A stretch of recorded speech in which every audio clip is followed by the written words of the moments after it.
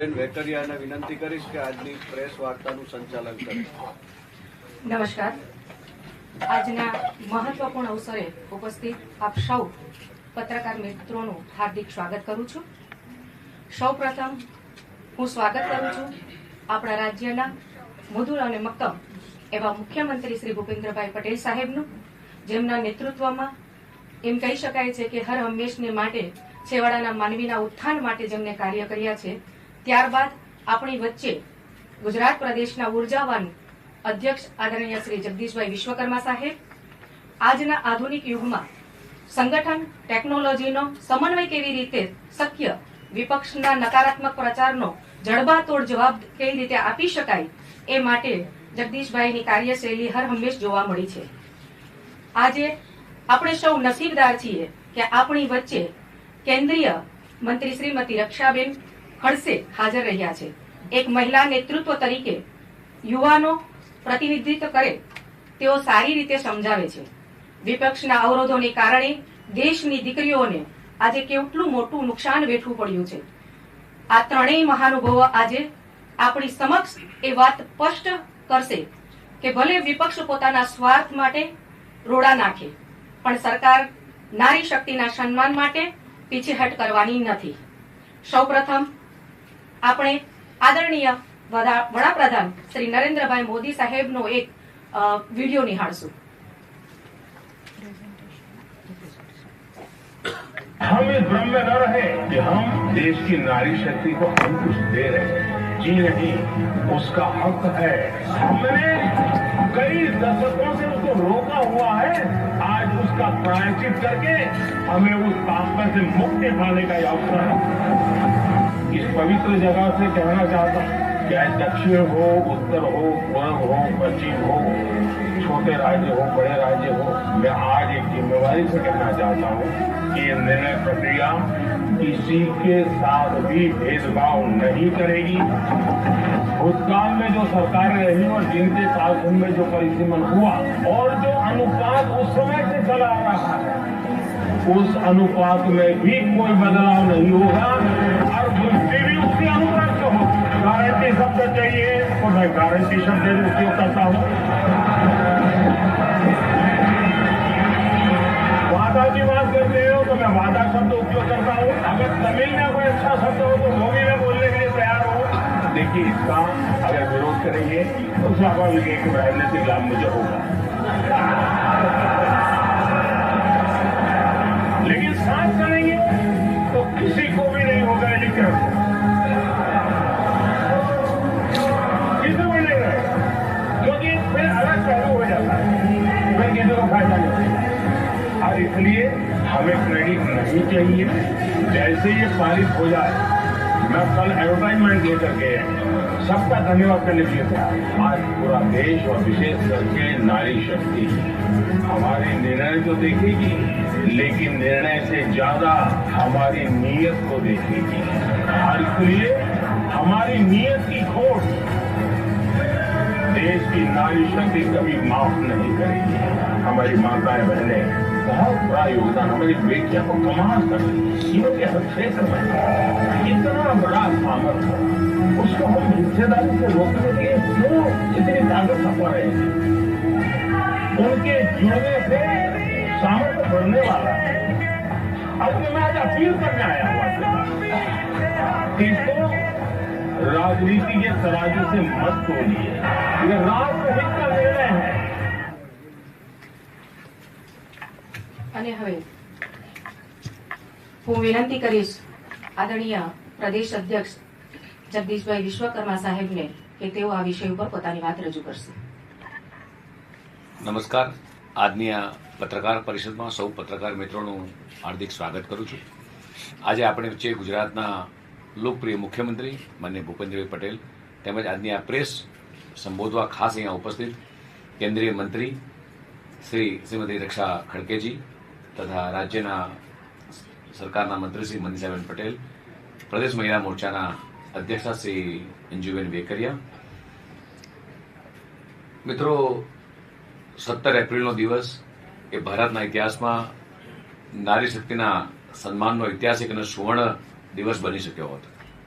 પરંતુ કોંગ્રેસ અને તેના સાથી પક્ષોના કાવતરાના કારણે આ દિવસ એ મહિલાના અધિકારો પર એક કાળો ડાઘ જ્યારે બની ગયો. સંસદમાં જે થયું તે માત્ર એક બિલની હાર નથી, તે ભારતની 140 કરોડ જનતાના એટલે 50% મહિલા, 70 કરોડ માતાઓ, બહેનો અને દીકરીઓના સપનાઓ પર મહિલા વિરોધી કોંગ્રેસીઓનો સીધો પ્રહાર હતો. દેશે સ્પષ્ટપણે આ જાણી લીધું છે કે એક બાજુ ભાજપ અને એનડીએની મહિલાઓને સશક્ત બનાવવાની આ વિચારધારા છે અને બીજી બાજુ કોંગ્રેસ છે જે મહિલાઓના માર્ગમાં એ અવરોધ બનીને જ્યારે ઊભી છે. કોંગ્રેસ અને એનડીએના ગઠબંધનના નેતાઓએ બિલ પસાર ન થવા શક્યું. ત્યારે જ તે રીતે જે તે આનંદ વ્યક્ત કર્યો અને મેજ થપથપાવી આ જ બતાવે છે નારી શક્તિનું એ અપમાન. શું મહિલાઓના અધિકારને રોકવું હવે કોંગ્રેસની એ રાજકીય જીત બની ગઈ છે? કોંગ્રેસનો ઇતિહાસ મહિલાઓ સાથે છળ, કપટ, વિલંબ અને દગો એ 60 વર્ષ સુધી એક કોંગ્રેસ સત્તામાં રહી છતાં કોંગ્રેસે મહિલાઓને માત્ર વોટ બેંક તરીકે જ્યારે ઉપયોગ કર્યો છે. આ તો છે કોંગ્રેસની જે માનસિકતા છે એ આખા દેશની તમામ મહિલાઓ સમક્ષ આ છતી થઈ છે. કોંગ્રેસ માટે મહિલાઓના અધિકારો માત્ર ભાષણનો વિષય છે, આ નીતિ નિર્ણયનો વિષય એ ક્યારેય રહ્યો નથી. જે રીતે કોંગ્રેસ અને સાથી પક્ષોએ મળી આ બિલને મંજૂર ના થવા દીધું, આ કોઈ સંજોગ નહોતો કે બિલમાં 2/3 બહુમતીથી થોડું ઓછું રહ્યું. આ એક પૂર્ણ આયોજિત એ રાજકીય એ ષડયંત્ર હતું. કોંગ્રેસની એક જ પેટર્ન રહી છે, કોઈ પણ રિફોર્મ આવે ત્યારે જુઠ્ઠી બોલવો અને ભ્રમ ફેલાવો અને પ્રજાને ભરમાવાનો. ભાજપ માટે નારી શક્તિને સશક્ત કરવાનો જે વિષયનો સત્તાનો મુદ્દો નથી, સમાનતા અને અધિકારનો મુદ્દો છે. દેશની મહિલાઓ આ બધું જોઈ રહી છે. હાલ ભલે કોંગ્રેસ આ મહિલાઓના અધિકાર છીનવી એ જશ્નના મૂડમાં હોય, પણ કોંગ્રેસને દેશની મહિલા શક્તિ ચોક્કસ આનો જવાબ આપશે. માન્ય મુખ્યમંત્રીશ્રી અને માન્ય કેન્દ્રીય મંત્રી પણ આપણને સૌને સંબોધવાના છે. મિત્રો, ધન્યવાદ સાહેબ. અને હવે હું વિનંતી કરીશ ગુજરાત રાજ્યના લોકલાડીલા મુખ્યમંત્રી આદરણીય શ્રી ભૂપેન્દ્રભાઈ પટેલ સાહેબને એમને ભરાઈ દે કે તેઓ પોતાના આ વિષય ઉપર વાત મૂકશે.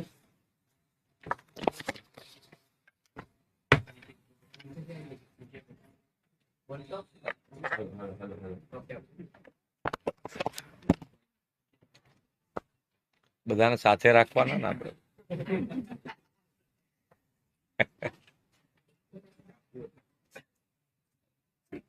આજની આ પ્રેસ કોન્ફરન્સમાં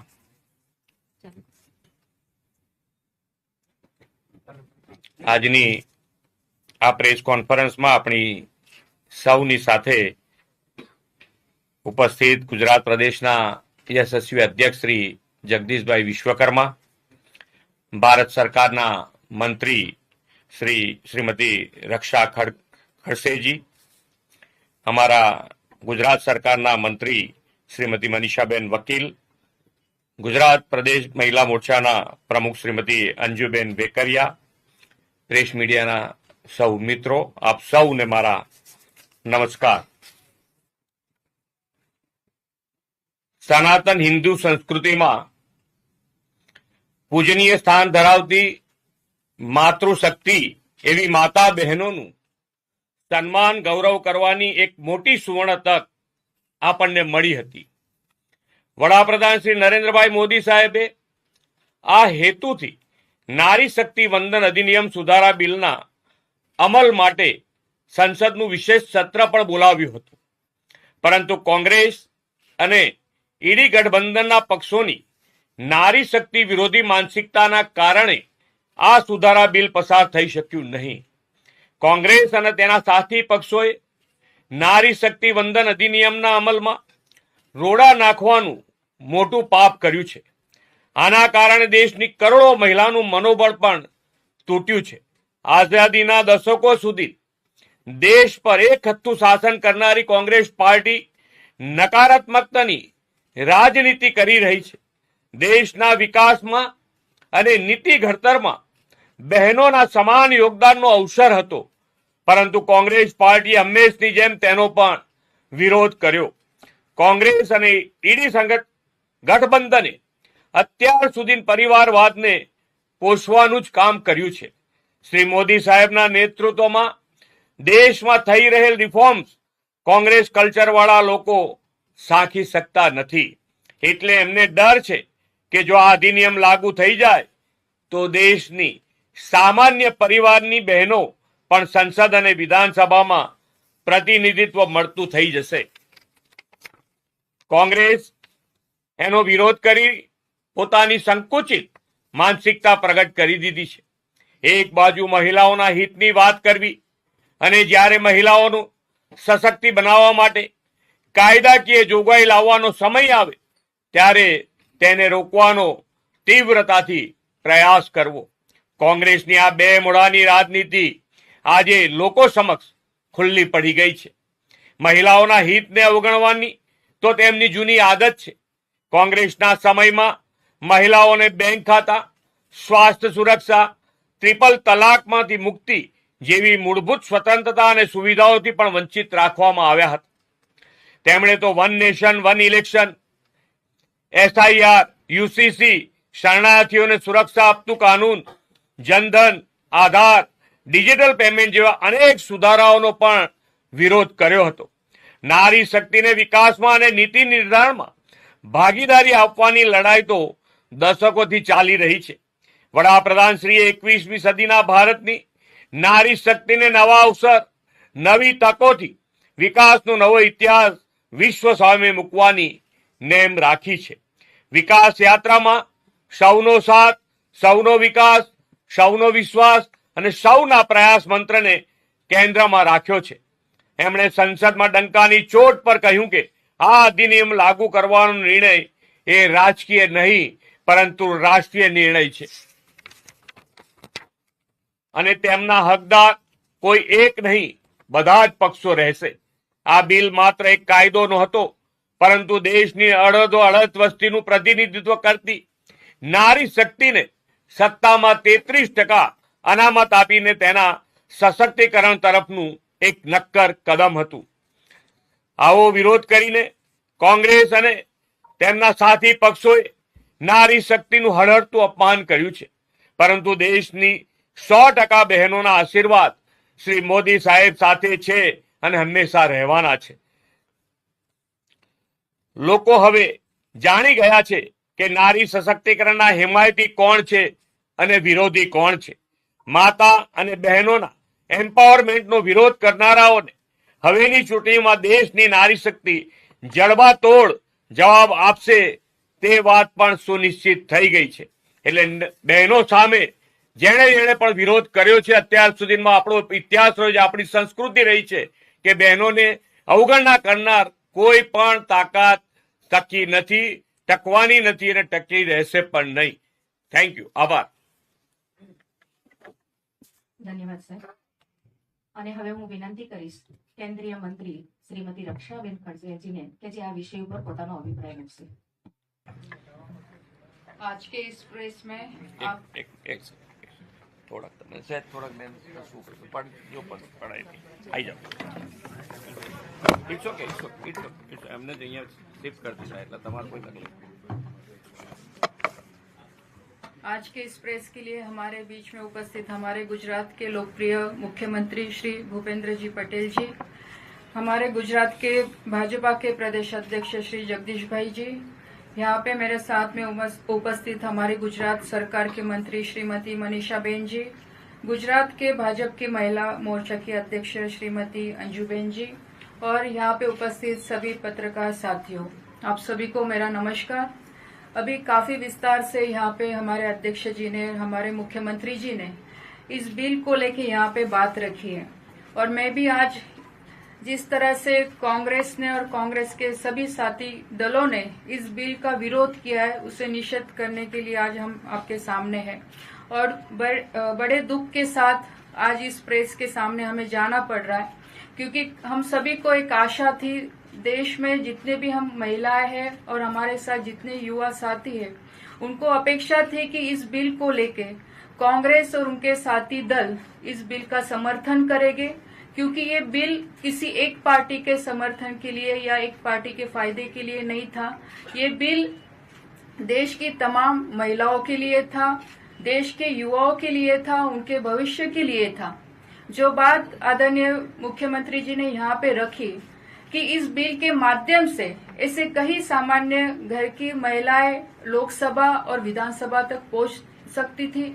आज अगर डिलिमिटेशन हो जाता तो लोकसभा की जगह बढ़ने वाली थी, सीटें बढ़ने वाली थी, कि जिसके माध्यम से जो आदरणीय प्रधानमंत्री जी का सपना है कि हम 1 लाख युवाओं को राजनीति में लाए, जो किसी राजनीतिक परिवार से नहीं है, जो सामान्य वर्ग से आते हैं, पर उनका भी सपना है कि इस देश को विकसित बनाने में उनका भी योगदान रहे विधानसभा और लोकसभा के माध्यम से।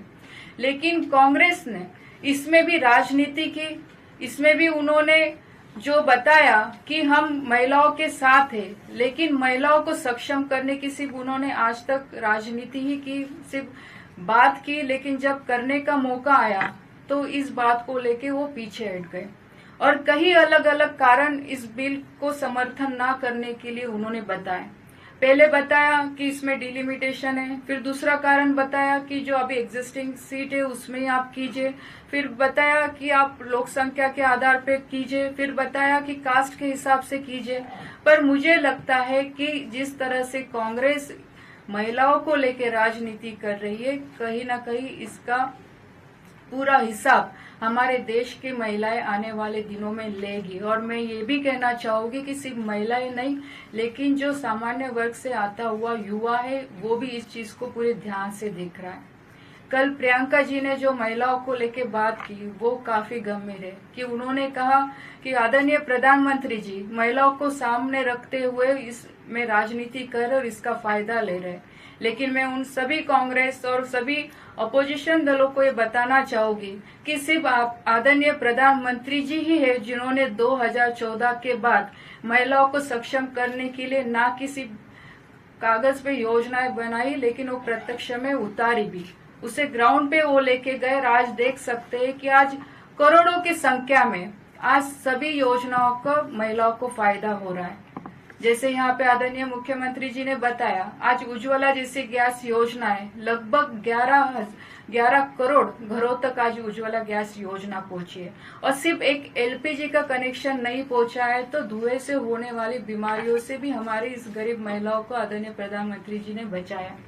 आज हम महिलाओं को सक्षम करने की बात करते हैं तो आदरणीय प्रधानमंत्री जी ने सेल्फ हेल्प ग्रुप के माध्यम से लखपति दीदी का मिशन शुरू किया और आज पूरे गर्व के साथ हम कह सकते हैं कि आज देश का ऐसा कोई गांव नहीं होगा कि जो आज सेल्फ हेल्प ग्रुप के साथ जुड़ा नहीं है। लगभग 11 करोड़ घरों तक आज सेल्फ हेल्प ग्रुप पहुंचा है और जिसके माध्यम से हमारी महिलाएं सक्षम हुई है। आज जब हम स्थानिक स्वराज्य की बात करते हैं, कई ऐसे राज्य है कि जहाँ पे 50% रिजर्वेशन स्थानिक स्वराज्य संस्थाओं में मिला है, उसमें से गुजरात भी है, महाराष्ट्र से मैं आती हूँ तो महाराष्ट्र में भी है। और अच्छी तरह से हमारे महिलाएं ग्राम पंचायत, नगर निगम, नगर पंचायत में आज काम कर रही है। कई गुड गवर्नेंस के एग्जाम्पल भी हम इसमें से दे सकते हैं। आज इन महिलाओं को लोकसभा और विधानसभा तक पहुंचने का रास्ता कांग्रेस और उनके अपोजिशन के सभी साथियों ने रोक दिया है। और मुझे लगता है कि एक ऐतिहासिक निर्णय होने जा रहा था, लेकिन कांग्रेस ने ये होने नहीं दिया और आने वाले दिनों में कांग्रेस को इसका हिसाब देश की महिलाओं को, देश के युवाओं को देना पड़ेगा। और मैं आप सभी से ये भी कहना चाहूंगी कि जिस तरह से डिलिमिटेशन को लेके बात कर रहे हैं, लेकिन आप भी सब जानते हैं कि वोट का अधिकार देश के सभी नागरिक को है, जो संविधान के माध्यम से हमें मिला है। और संविधान में यही लिखा है, डॉक्टर बाबा साहेब अम्बेडकर भी यही कहते हैं, अगर समाज को और देश को विकसित अगर हमें देखना है तो उस समाज की महिलाओं का विकास हमें मापना पड़ेगा, तब जाके हम उस देश का विकास देख सकते हैं। और उसी संविधान के माध्यम से आदरणीय प्रधानमंत्री जी ने हमेशा से कोशिश की कि हमारे देश के महिलाओं को भी हम सभी क्षेत्र में आगे बढ़ाएं। और सभी क्षेत्र में जब हम आगे बढ़ाते तो लोकसभा और विधानसभा तक आने का भी उनका अधिकार बनता है, को जो इस देश को विकसित बनाने में काफी बड़ी भूमिका निर्णय प्रक्रिया में आके वो ले सकती है। लेकिन कांग्रेस ने ये नहीं होने दिया। और ये काफी शर्मनाक बात है कि जिस तरह से कांग्रेस इस चीज को लेकर राजनीति कर रही है, हमारे लिए काफी दुख की बात है। क्योंकि आज मैं भी समझ सकती हूँ कि क्योंकि मैं भी एक ग्राम पंचायत से सरपंच से लेकर आज सांसद तक पहुंची हूँ, और मेरे जैसे ऐसे कई हजारों महिलाएं जो चाहती है कि वो भी लोकसभा और विधानसभा तक पहुंचे, लेकिन ये मुमकिन नहीं हुआ। उसके बावजूद भी हम भारत सरकार के माध्यम से और आदरणीय प्रधानमंत्री जी ने जो कल बात कही है कि हम रुकने वाले नहीं है, हम महिलाओं को उनके अधिकार देने के लिए हमारी लड़ाई जारी रहेगी और भविष्य में हम पूरी कोशिश करेंगे कि हमारे देश की बेटियां, हमारे देश की महिलाएं, देश का हमारा युवा वर्ग लोकसभा और विधानसभा तक आएगा। तो आज इसी बात को रखने के लिए हम सभी लोग आपके सामने हैं और मुझे पूरी आशा है कि आपके माध्यम से आप इस बात को लोगों तक पहुंचाएंगे कि कांग्रेस ने इसमें राजनीति की है, कांग्रेस ने सिर्फ उसका फायदा देखा है। क्योंकि ये भी अहम बात है कि आज जो भी लोकसभा और विधानसभा तक जो आज हम मेंबर देखते हैं, ज्यादातर कहीं ना कहीं एक फैमिली बैकग्राउंड से आते हैं, लेकिन इसके माध्यम से आज सामान्य वर्ग से आने वाला बड़ा वर्ग हमें भविष्य में दिखाई देता, और यही डर सभी अपोजिशन पार्टी को था। उनकी इमेज, उनका एक हम बोलते कि उनका एक रुतबा इससे कम हो जाता, एक उनको डर था, इसीलिए उन्होंने ये होने नहीं दिया। धन्यवाद। अच्छा जी, प्रियंका जी ने कहा था कि मंडे को यही बिल दोबारा लाए तो हम सपोर्ट करेंगे, तो ये पुराने और ये एग्जिस्टिंग की बात है या फिर से रखा जाएगा या नहीं? प्रियंका जी को यही पता नहीं है, क्योंकि प्रियंका जी सिर्फ चाहती है कि इसमें राजनीति करे। प्रियंका जी को ये भी पता है कि जो 2023 में जो बिल पास हुआ था उसमें साफ लिखा गया था कि डिलिमिटेशन के बाद और सेंसस के बाद ये बिल लागू होगा, लेकिन ये बिल हम इसलिए जल्दी लाए क्योंकि 2029 से ही लागू हो जाए। क्योंकि अगर हम पॉपुलेशन की बात करते हैं तो आज हम देख सकते हैं हमारी देश की लोक संख्या बढ़ चुकी है और डिलिमिटेशन आज नहीं तो कल होना ही है। अगर ये दोनों चीजें अगर साथ में हो जाती है तो काफी सुविधा आने वाले चुनाव में भी सभी पार्टी के लिए हो जाती और महिलाओं को भी उनका अधिकार मिल जाता। क्योंकि हम जब वोट की बात करते हैं तो एक vote one person one value की हम बात करते हैं, और आज विधानसभा लोकसभा आप देख सकते हो कि कई जगहों पे आज मत की संख्या ज्यादा है, कहीं कम है, और उसको रीएडजस्टमेंट करने के लिए डिलिमिटेशन करना जरूरी था। अक्षय जी, क्या आप मानते हैं कि हिंदी बेल्ट जो पूरा है जहाँ पे भाजपा की पकड़ अच्छी है, जैसे गुजरात हो गया, एमपी हो गया, महाराष्ट्र हो गया, वहाँ पे भाजपा को फायदा हो सकता है, ऐसा कांग्रेस मान रही है? कहीं उसको ऐसा डर है इसके कारण वो लोग विरोध कर रहे हैं? देखो, पहली बात तो ये क्लियर है कि हमारे प्रधानमंत्री जी ने कल भी आपने सुना होगा और लोकसभा में जो उन्होंने वहाँ पे स्पीच दी उसमें भी सुना होगा, इसमें पार्टी को क्रेडिट चाहिए इसलिए ये लाया नहीं जा रहा है। इसका फायदा देश की तमाम जनता को होता, महिलाओं को होता और उसके साथ सभी दलों को होता। क्योंकि आरक्षण तो सिर्फ क्या भाजपा की पार्टी तो देने वाली नहीं थी, आरक्षण लागू होता तो सभी के लिए लागू होता, और इसमें जो भी उम्मीदवार बनती देश की महिलाएं बनती, भले वो किसी भी पार्टी से आए। इसलिए इसका कोई सवाल ही नहीं उठता कि महाराष्ट्र को फायदा होता, गुजरात को होता, मध्य प्रदेश को होता। पार्टी अब सब अपने अपने पार्टी अपने अपने हिसाब से काम कर रही है। मतदार जिस पार्टी को चाहेगा वही पार्टी आगे जाएगी, लेकिन ये बिल था, ये महिलाओं के हित में था। ભૂપેન્દ્રભાઈ, જગદીશભાઈ, એક સવાલ તમારો. અત્યારે જે ભાગીદારી મળી રહી છે સત્તામાં, ખાસ તો સ્થાનિક સ્વરાજ્યમાં કે જે મહિલાઓને ટિકિટ ભાજપ આપે છે અને ચૂંટાય પણ છે, જે રીતે સરપંચથી લઈને સંસદ સુધી પહોંચ્યા છે, તો મોટાભાગે આપણે જોયું છે વિધાનસભાથી સારી સ્થિતિ છે. મહિલાઓના જે પતિ છે ને એ લોકો એની ભાગીદારીમાં પણ ભાગીદારી પડાવે છે. એટલે કોંગ્રેસ કંઈ કરે કે ના કરે, પણ ભાજપ તરફથી તમે કમિટમેન્ટ આપશો કે આ લોકોને ઘરે બેસાડશો કે એક એવો દાખલો બેસાડો કે મહિલાને એની સત્તાની ભાગીદારીમાં પૂરતો લાભ લેવાનો. એ પછી ભાજપનો જૂનો કાર્યકર પણ હોઈ શકે, પણ પતિ તરીકે જો ભાગીદારી સત્તામાં ભોગવવા ઈચ્છતા હોય, મોબાઈલ નંબર એમની પાસે હોય, સરપંચમાં જો આપણે ફોન કરીએ તો બોરોનું સરપંચ હોય છે, એમ સરપંચ હોય છે. ના, એટલે ક્યાંક ક્યાંક આવી વાત ધ્યાન ઉપર આવશે તો ચોક્કસ તમે જે કહો છો એ પ્રમાણે એનો અમલ અમે કરાવીશું. Thank you. ધન્યવાદ. સર્વ પત્રકારોનો ખૂબ ખૂબ આભાર અને આપની ભોજન વ્યવસ્થા કરવામાં આવેલી છે. ધન્યવાદ.